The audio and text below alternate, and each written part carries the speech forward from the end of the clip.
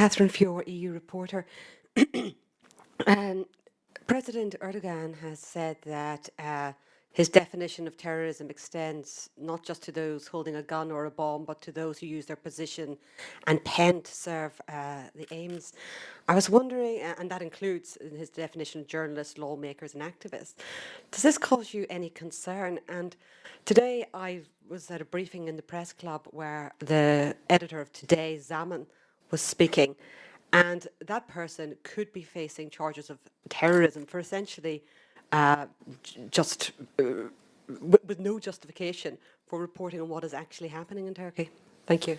Yes, thank you very much. First of all, this has not been discussed this morning. It's also not been discussed in those specific words. It doesn't mean that obviously the issue of press freedom is a very important one.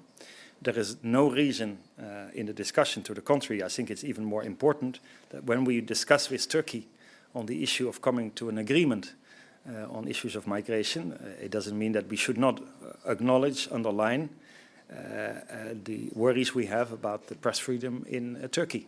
And therefore also the European Union, I know the High Representative has done this, myself I have done this in my national capacity.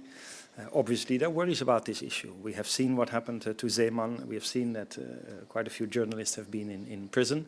It's something that has to be discussed and can be discussed with Turkey. I think we have to do it as well.